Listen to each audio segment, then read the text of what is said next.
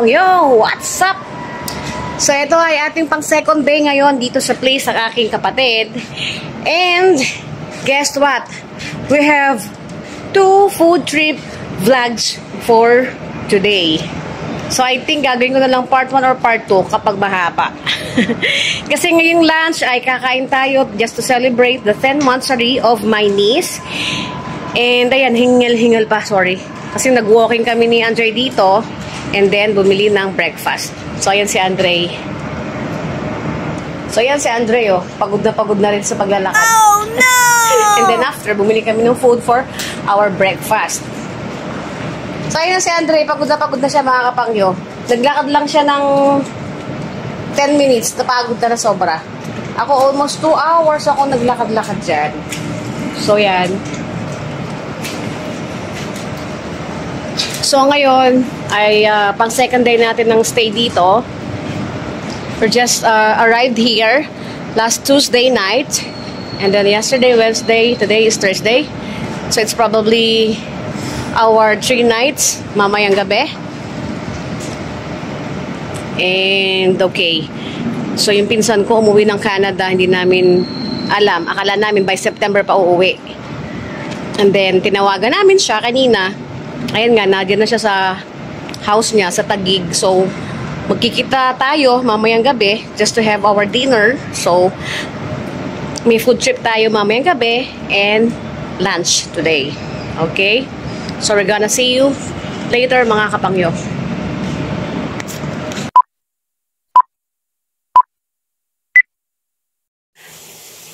What's up, mga kapangyo? Tara, tayo magdi-dinner ngayon sa Taguig dahil yung pinsan kong taga-Canada ay ngayon nagyaya. Hindi tayo natuloy kayo ng lunch. So, yung lunch for my niece 10th monthsary ay bukas nagaganapin. So, ngayon, magpo-food trip tayo somewhere in Taguig. At nakausap namin yung pinsan ko. Actually, biglaan yung uwi niya. Kanina lang din namin nalaman. Kaya tara, at samahan nyo kaming kumain kung saan tayo dadalhin. Okay, see you later! Hi guys! So ayan na, mga kasama ko, aking sister na mas maganda sa akin, syempre. Wow! At ayun, si Nanang Andre nasa likod na. Let's go! Let's go, mga kapangyo!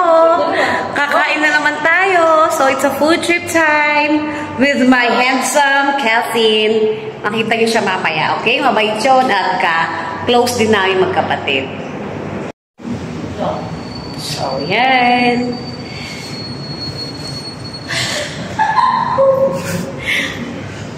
Actually, yesterday, nagpakain tayo ng mga stray cats sa labas, di ba? So, yun. So, samahan niyo lang kami sa journey natin hanggang sa matapos tayo dito sa Manila. Okay? So, kailan mo pa tayo pumunta dito? Last of Tuesday night. Tuesday, Wednesday, today is Thursday. So, ito yung pang 3 nights na natin dito sa Manila. Okay.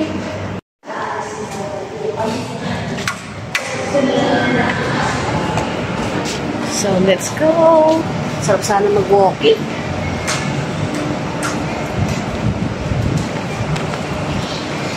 So, mga kapangyo, huwag kayong aalis dyan, ha? Samahan nyo kami hanggang sa matapos tayo mag-dinner. Okay? So, mahirap kasi mag-vlog naman ng mukbang, eh, no? Mas mahirap yung mukbang, eh. Sabi mag-swimming, oh, gabi.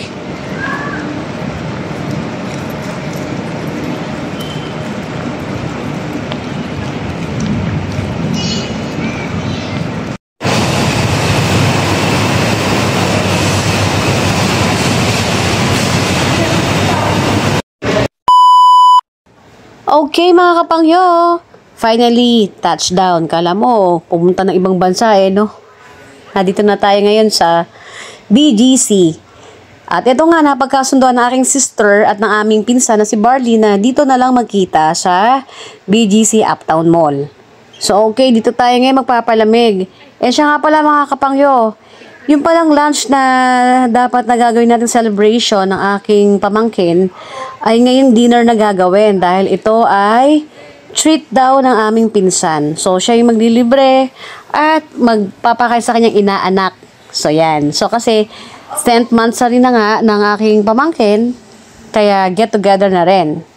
And ayun, mag-i-stay lang siya sa Philippines for about a week and then going back to Canada na rin soon. So eto, nag-adjust tayo ng time dahil may nilakad naman yung pinsan ko.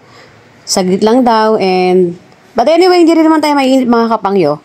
At ating samahan ang aking sister at ang kanyang hubby sa paghanap ng kanilang clothes na gagamitin this coming renewal of the second wedding vows ng aking youngest brother. Kaya yan. So, hintayin na lang natin sila na makapili ng kanilang mga damit. Then, right after this, pupunta na tayo dun sa lugar na ating kakainan while waiting for our cousin. So, let's go mga kapangyo at tayo ay mag-food trip na ngayong gabi. And ito, nakita na tayo ng aking pinsan and mamaya makikita nyo siya sa loob mismo ng restaurant. And ito nga, napakarami nating pinagpipili ang kakainan at talagang well-occupied ng iba. So, dito tayo napunta sa Menya Kokoro Tokyo Mazisoba. So, hindi na natin kailangan pumunta pa ng Japan para ma-experience ang authentic Japanese food. So, dito tayo ngayon sa restaurant na to para ma-experience natin ang mga food na ino-offer naman sa Tokyo, Japan. Dahil sabi nga ito ay nag-origin pa sa Tokyo, Japan. And itong Mazisoba ay na-implement dito sa Philippines since 2014. So tara at atin silang suportahan. Siyempre susuportahan natin ng mga investors din naman na nag-aano dito sa atin sa Philippines. And ito, meron silang Sapporo beer. Actually, for guys lang yan. Sa hobby ng aking sister at kay Barley and his company. Kaya yan.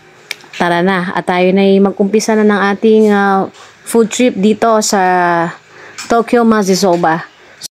So ito, sa dami ng kanilang pagkain ino-offer dito sa kanilang menu, napakahirap pumili dahil napakarami ring ramen, mga soup-based at mga non-soup-based like Mazisoba.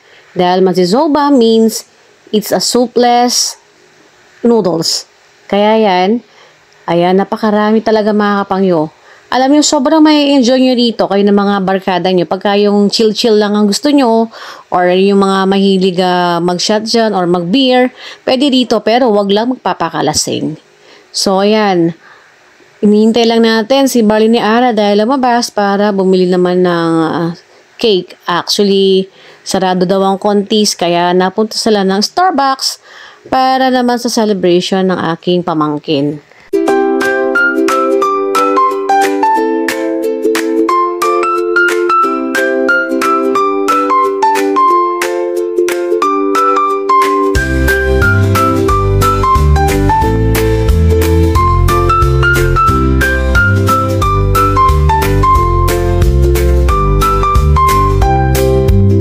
So, dito mga kapangyo ay nag-order tayo ng kani salad.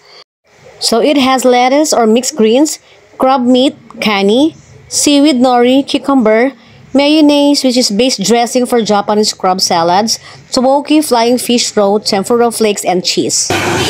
Yo, go! For baby raw. Dito mga kapangyo, nakakaiba ka na lang at syari. It is made of potato. Grilled platter nila ay merong beef, pork, and quail egg bacon plus tomato bacon. At ito naman ang in-order ni Andre, ang Zenbu. So ito ay combo na ng bacon, chicken, karaage, gyoza, and it has potato and corn. So dito i-try natin ang kanilang tomato bacon. Itong tomato bacon nila, ang ginamit nila ay ang cherry tomato. Kaya ito ay manamis-namis at medyo maalat-alat naman din sa combination ng kanilang bacon. Napakasarap mga kapangyo, napaka-authentic ng lasa dito. And yung mga sauces or mga condiments na ginamit nila ay hindi ko na naitanong kung ano ang tawag. Pero napakasarap talaga mga kapangyo. So ayan si Barley, may hawak ng beer. O diba, napakagwapo na aking pinsan, no? Kawig ni Enrique Hill yan sa personal. So, ito yung kanilang kani salad. Masarap yung kani salad nila mga kapangyo. Compared dun sa mga na-i-tried ko na sa ibang mga restaurant. Dito mga kapangyo, authentic na authentic talaga. So, you can try this para malaman nyo kung ano yung mga sinasabi ko, no mga kapangyo? At eto nga yung kanilang grilled platter, no? Hindi ko talaga matigilan. Napakasarap ng kanilang bacon. And yung kanilang beef and pork. And also yung kanilang vegetables na nakamix din sa mismong platter.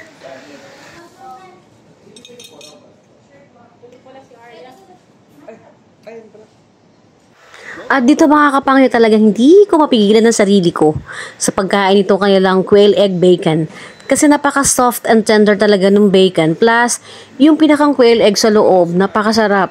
So pag kinain mo siya, yung combination niya, hindi ko talaga ma-explain yung lasa sa sobrang sarap.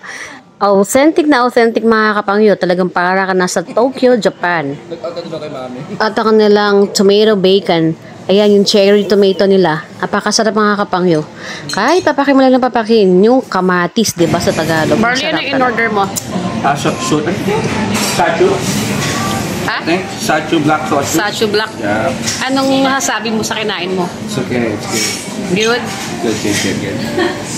So good. Ba't talaga si vlogger? Ano bang Si Doc Carl. Carl. Anong in-order ni Doc? Sachu pala yung Sachu. kanya. I don't know what mine is. Oo. Okay ba, Doc? Masarap din? Sa'yo, Aran, masarap ba? Uniga doon. Okay naman. Good. Kay Aris? Okay din. So ayan mga kapangyo, di ba? Narinig yun naman ng mga side comments nila. Masarap lahat daw ang kanilang kinain. So hindi ko na iniisa-isa kung ano yung mga toppings na meron sila kasi hindi ko rin naman nakain yung in-order nila, diba? So tara, at tayo pakailaman na lang natin itong ating kinakain, itong ating in-order. So dito ay nag-order tayo ng chashu ramen, which is rich savory broth with tender melt in your mouth. Chashu and chewy noodles. So dito talaga naman yung broth na ginamit nila ay napakasarap din. So it has a tender pork belly and shoulder with nori at the side and topped with green onions plus boiled eggs. Napakalambot talaga. Sobrang tender. So mga kapangyo, kung matatry nyo dito, ay talaga namang magugustuhan nyo rin. So let's start eating now mga kapangyo and enjoy our dinner for 10th monthsary of my niece.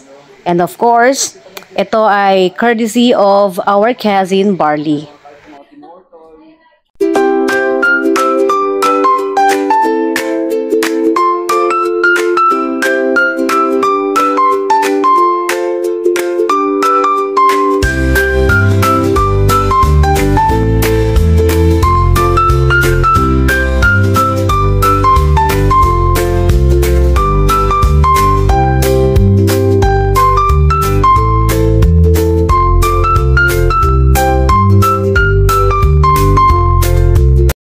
Sa sobrang sarap mga kapangyo ng mga toppings na nakalagay dito, hindi ko na malaya na naubos ko na. Kitang-kita nyo naman, di ba?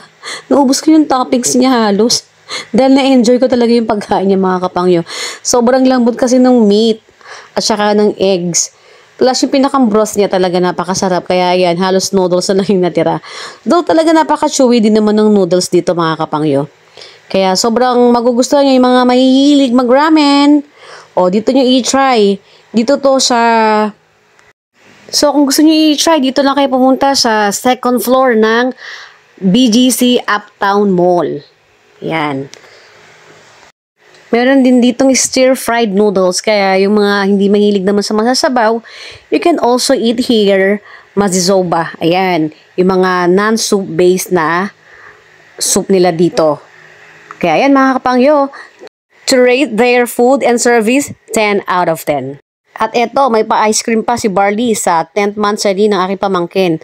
Matcha ice cream. So, let's try this mga kapangyo, no? Kung anong lasa ng kanilang ice cream. Tawa kasi na-open ko. May pamilya pa rin ako dito kasi. Ilang ganyan gusto mo? Okay na to. Ano yung gusto ba? Okay sa akin, chocolate. Gusto mo try ka? Pero gusto Okay, ba? magulang sisira ako. Ang haba ng ikakat ko dyan. Ang daming kwento ba? Okay lang. Sarap ng matcha ice cream nila mga kapangyo. Lasang-lasa, sobrang sarap. Hindi. Grabe naman sila kung... 11 out of 10, matcha-matcha siya. Ano, Matang-mata siya sa mga kapangyo. Yung family sa atin na nag-work hard. So, okay yung mga pagkain dito? Mami, di ba? At dito mga kapangyo talagang sobrang biti ng get-together namin or banding ng aming pinsang si Bardy. Dahil after natin kumain dito ay dediretso na sila ng Bacolod. So magbabakasyon siya doon for almost 1 week. Then pagbalik dito sa Manila, konting days na lang ang stay niya. Then back to Canada na. So mga kapangyo, hopefully ang lahat ay nabusog and thank you sa pagsama sa pag-celebrate ng 10th monthsary ng aking pamangkin at sa get-together namin sa aming pinsang si Barley. So, paano mga kapangyo sa susunod natin uling vlog? Always remember to thank God, do good, and believe in yourself. Shashani, Sai Chen, mga kapangyo, and have a great night. God bless you all!